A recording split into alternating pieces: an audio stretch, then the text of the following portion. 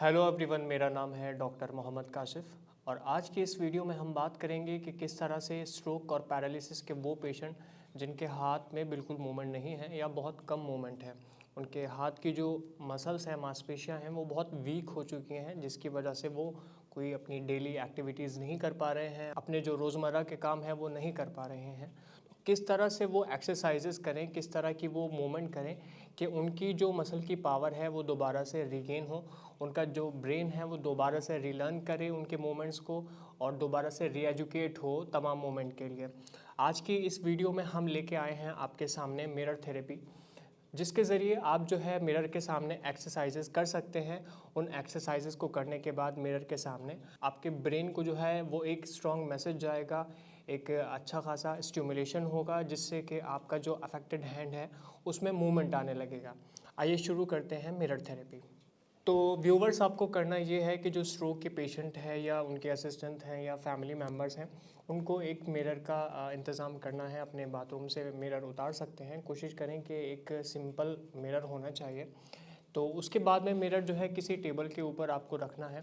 सबसे पहले हम देखते हैं कि हमारे जो हाथ का दोनों का मूवमेंट है वो कुछ इस तरह से होता है। लेकिन अगर हमारा कोई हाथ स्ट्रोक और पैरालिसिस की वजह से मूवमेंट बिल्कुल नहीं कर पा रहा है, तो आपको एक तरह से विजुअल इल्यूजन करना है कि आपको अपना जो नॉन अफेक्टेड यानी जो हाथ आपका प्रभावित नहीं है स्ट्रोक और पैरालिसिस की वजह से, उस हाथ को जो है आपको मिरर के सामने रखना है जहाँ पर मिरर में इमेज बनती है।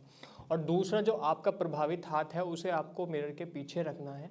और जिस तरह से हम एक्सरसाइजेस करते हैं उसी तरह से हमें एक विजुअल इल्यूजन अपने ब्रेन के लिए बनाना है कि हाँ, हमारा जो दूसरा अफेक्टेड हैंड है उससे भी हम मूवमेंट कर पा रहे हैं। रिसर्चर्स के मुताबिक अगर हम ये एक्सरसाइजेज अपने घर पर करते हैं मिरर के सामने, तो इस बात की प्रबल संभावना है कि हमारा जो हाथ स्ट्रोक और पैरालिसिस की वजह से प्रभावित है उसमें बहुत जल्द रिकवरी आती है, उसमें मूवमेंट होने लगता है, जिससे हम अपनी जो डेली एक्टिविटीज़ हैं उन्हें आसानी से कर सकते हैं।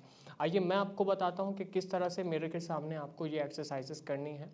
सबसे पहला, जो आपका हाथ प्रभावित नहीं है स्ट्रोक और पैरालिसिस की वजह से, उसे आपको टेबल के सामने कुछ इस तरह से रखना है और मिरर में उसका इमेज दिखाई देना चाहिए। आपका जो प्रभावित हाथ है उसे मिरर के पीछे रखें और उसके बाद में जो है आप मूवमेंट करना शुरू करें और उन मूवमेंट को जो है आप मिरर में देखते रहें, ताकि ब्रेन को एक विजुअल इल्यूजन पैदा हो कि हाँ, उसका जो अफेक्टेड हैंड है उसका पैरालिसिस की वजह से जो हाथ चल नहीं पा रहा है, जो वीक है बहुत ज़्यादा, उसमें भी मूवमेंट हो रहे हैं। कोशिश करें कि उसमें जो आपका अफेक्टेड हैंड है उसमें भी कुछ ना कुछ मूवमेंट होता रहे, कुछ कॉन्ट्रैक्शन होता रहे। तो अगर आप कोई सी भी एक्सरसाइज करते हैं, अपनी एल्बो को मोड़ते हैं, अपनी उंगलियों को चलाने की कोशिश करते हैं, तो आप ये सारे मूवमेंट जो है वो अपने जो मिरर आपने रखा हुआ है उस मिरर में जो है ये आप मूवमेंट देखते रहें।